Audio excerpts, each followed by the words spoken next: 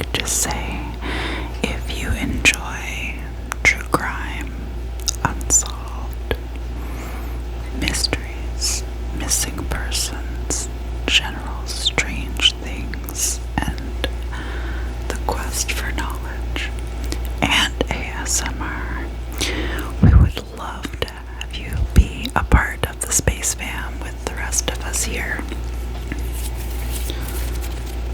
So, if you are into all of those things and you enjoyed tonight's video, just leave a like, a comment, or do a click on the subscribe button just below.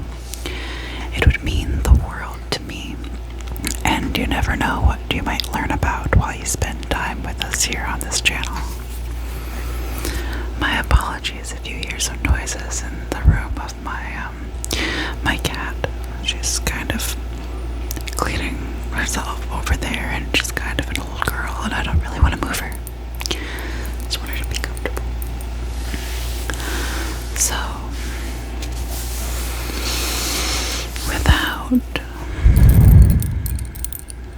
without further ado,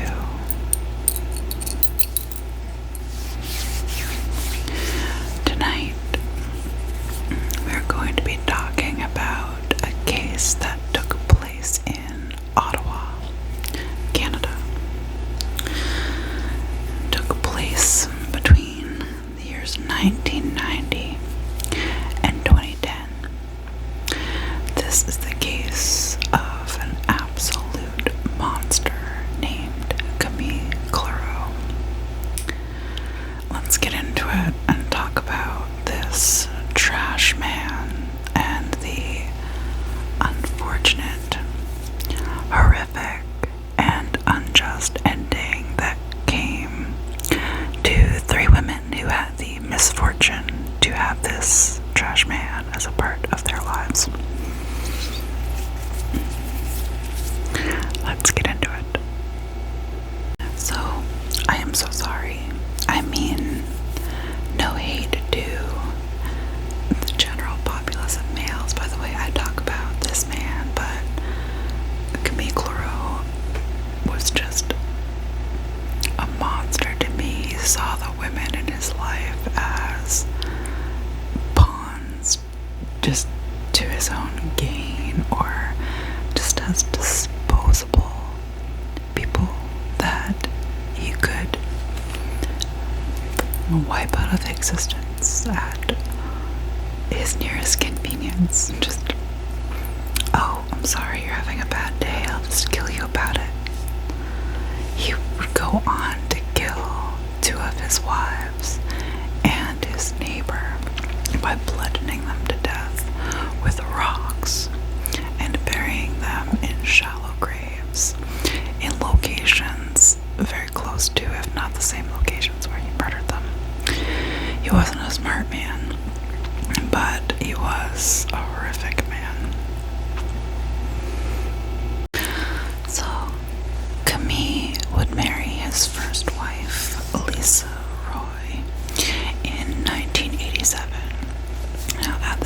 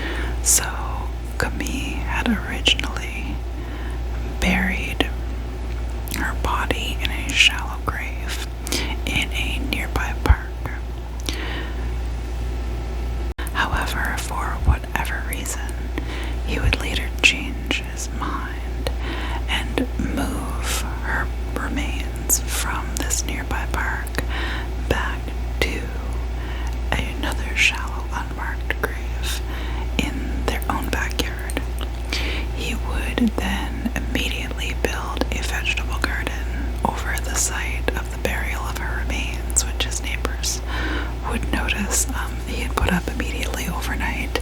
Again, they didn't think anything of it. They just thought he was starting a vegetable garden. But under the vegetable garden was Camille's wife, Lise. It's just kind of mind-blowing. I feel like if I saw Camille carrying, obviously, garbage bags around, didn't see his wife anymore, noticed he had a new vegetable garden overnight, I feel like part of me, like, I'm not judging, but I feel like part of me as a person would be like, that's a little sus, that's perhaps just me, maybe because I do all of this, and obviously take in a lot of knowledge of things like this, then my mind goes to things like that. Maybe if you're not into this kind of stuff, it doesn't, but I feel like it might be a little sus. Anyway. So, that was the murder of Lise Roy in 1990. That would be Camille's first wife, and yes, somehow this man would go on to have a second wife. Another woman would take up residence with this man and sadly lose her life. So Camille Cleroux's unfortunate second wife would be a lady by the name of Jean Rock.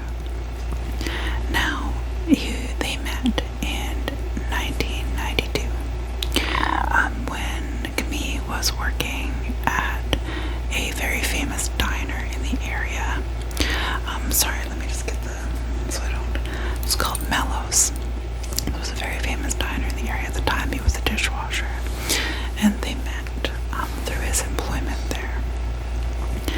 So Jean and Camille had a very notoriously rocky relationship. It was pretty well known that he was emotionally and physically abusive towards Jean. Because of this, she would end and reconcile the relationship several times throughout the years, until she finally made up her mind in the year 2003 that she was going to leave Camille for good. When Camille caught wind of this, he invited her to go take a walk through the woods in what was known as Fairleigh Park. This would be a place where Camille would return to for his crimes as well. So he took Jean on this walk. Now, while they were on this walk, what do you think Camille did? Of course, he reached for a rock, hoisted it into the air, and bludgeoned his second wife to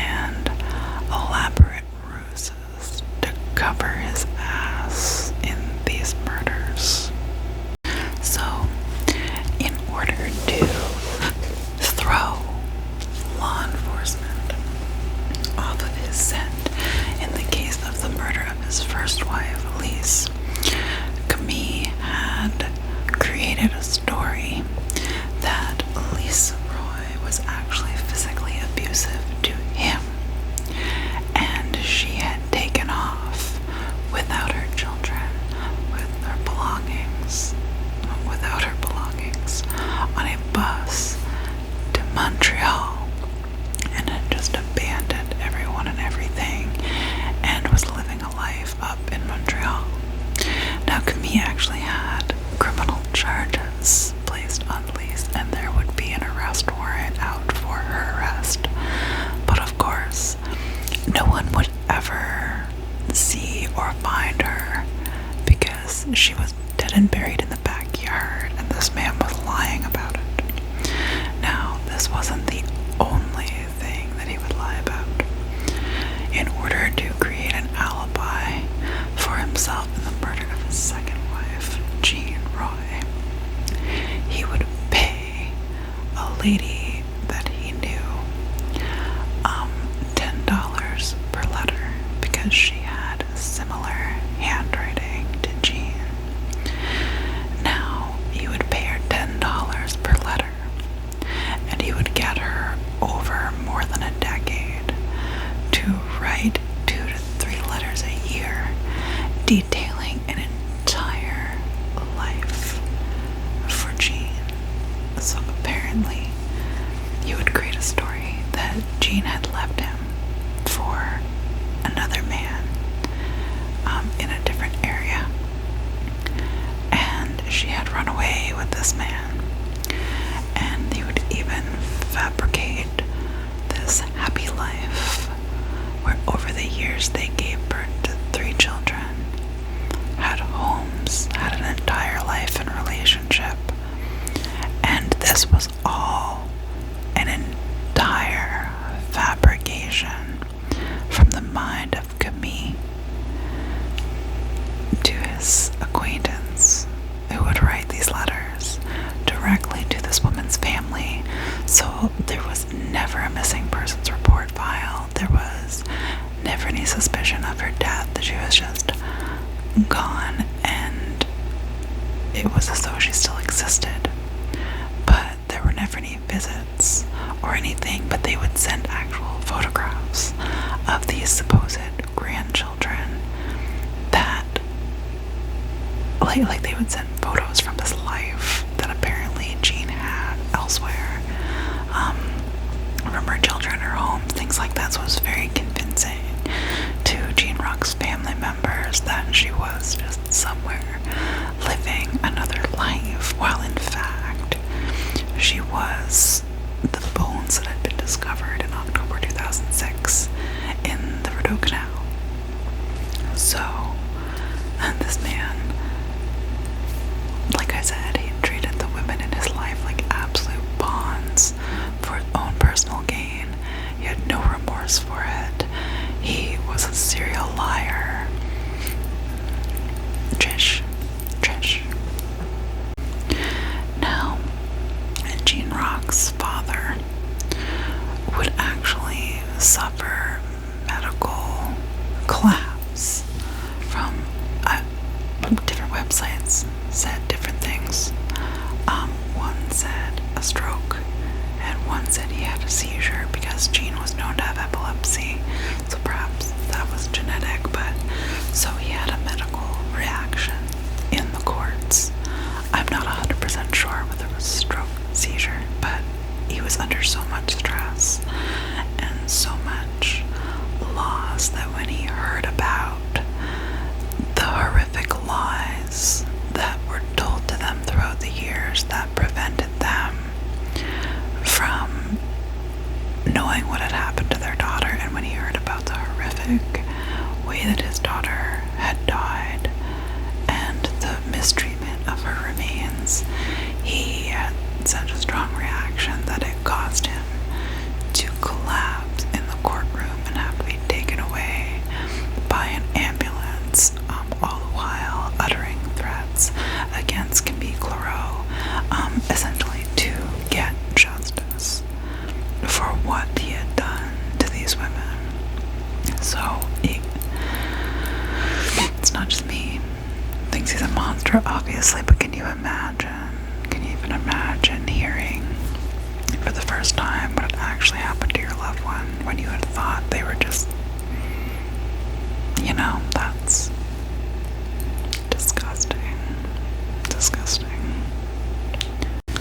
So, by the year 2010, Camille was living in a nice apartment in a high-rise building in the area of Hetherington. However, even though he had a nice apartment of his own, Camille would be jealous of 64-year-old neighbor Paula Leclair. Now, Paula had apparently an apartment that was larger and had a much more preferable view to that of the apartment of Camille. So naturally, being quite an entitled man, Camille asked Paula if she would be open to them either sharing the apartment and sharing the view in the extra space, or to her giving the apartment to him. Of course, being a 64-year-old single woman, she didn't want any part of sharing this apartment with Camille, naturally, so she declined the offer, politely, but she declined the offer nonetheless. So what does Camille do? Obviously not take it graciously. He wouldn't have to do that. He invites Paula on a walk to Fairley Park, where he bludgeons her to death with a rock and buries her there in a shallow grave. After doing so, he then goes back to her apartment to set it up as his home. So after the murder and after the burial of Paula Leclair, Camille would go back to Paula's apartment, clean out all of her belongings, bring in all of his belongings, and when questioned about the apartment change, about Paula being gone, he would say that Paula went on a vacation to Disney in Florida. She was going to be gone for a couple of weeks, and when she returned, she was going to be living with some family in Gatineau, and that she had left the apartment to Camille in her own free will, and everything was gravy. He was living there now. It was no longer her apartment. Bada bing, bada boom, no questions to be asked in that regard. However, Camille, being unfeeling and uncaring of his family members, would not take into account the fact that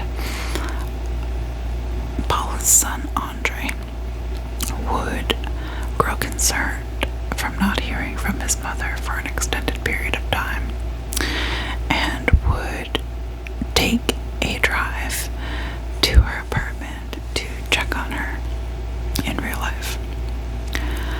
Upon arriving at the apartment and opening it with a shared key that he had with his mother, Paula, he would notice that none of his mother's belongings were still in the apartment. He would then cross paths with Camille Cleroux, who was just coming off the elevator up to the floor that the apartment was on. When questioned about it, Camille would try to give Andre the same story that he had given everyone else. However, Andre wasn't really having it, of course. So, since this sounded like absolute BS to Andre, and it wasn't at all sitting well with him, he decided to march down to the local police station and report the transaction that had just occurred and what he had been told by Camille Cleroux. So, the police decided to look into this matter.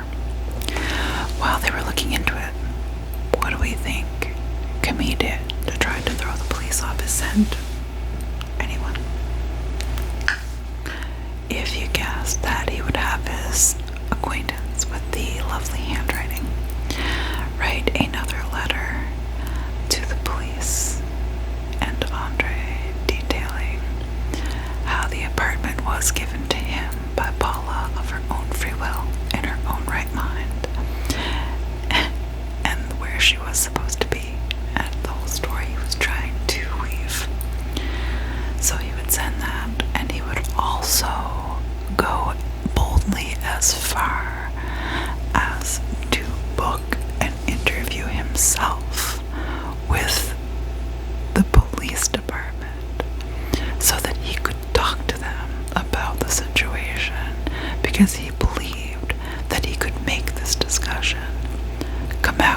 his favor.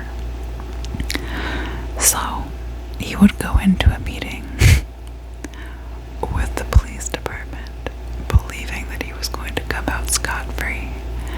And by the end of a 2-hour meeting, he had admitted to what he had done to Paula Leclair. He admitted to killing her in cold blood after he had booked the meeting himself, believing he could talk himself out of any guilt or anything. He ended up booking the meeting where he told on himself. This man was something else. So, of course, he would be charged with murder.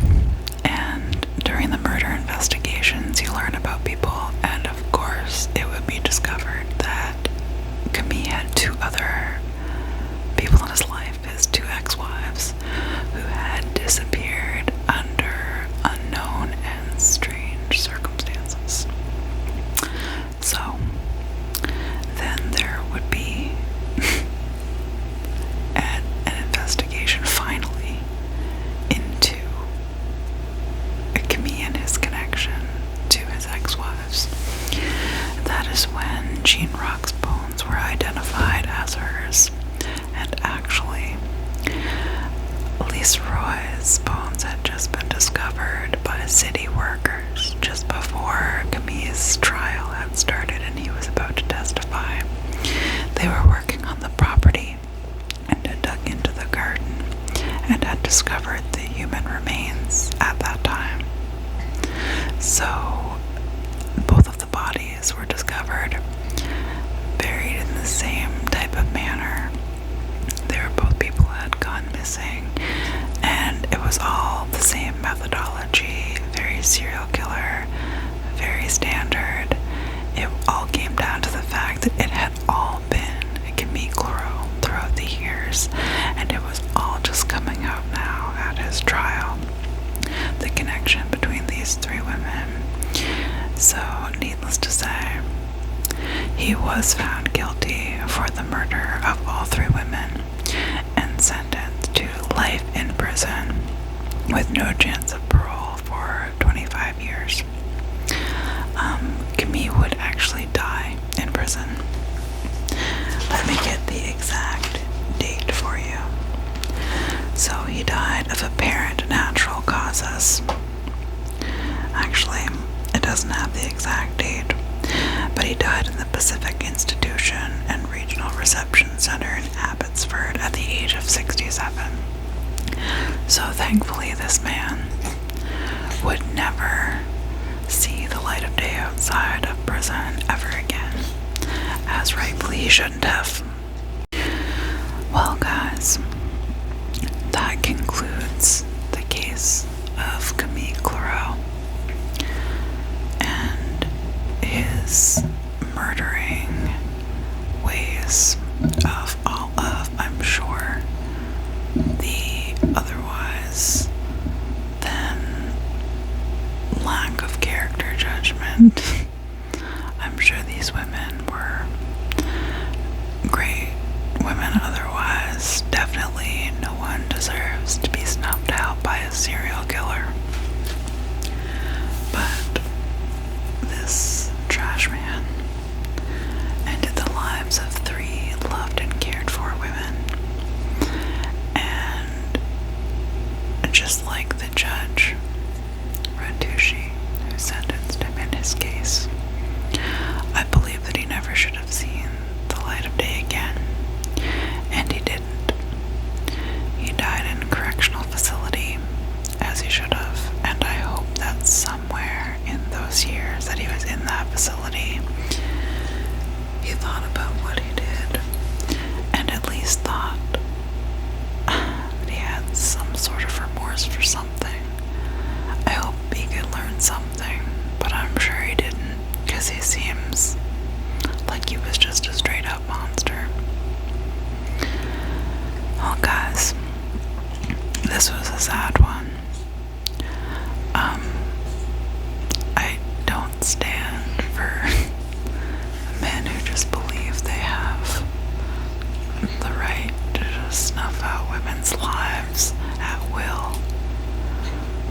So this one was hard for me to get through, and that's why, oh hey baby girl, that's why I wanted to talk about it. Because I thought, ooh, I hate that guy. This is my kitty. She's been having some breathing problems today. But she's a beautiful girl. She's 15. Well guys, that's all for today. That's all for today.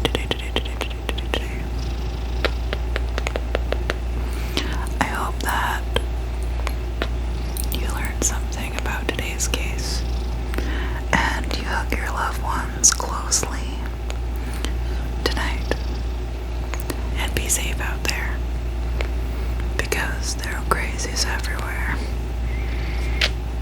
So be safe with yourself. And I'm sorry that this video took a little longer to put out. I got a flu. Suddenly, maybe I'll do a story time or something, just a short, because it was kind of funny the way it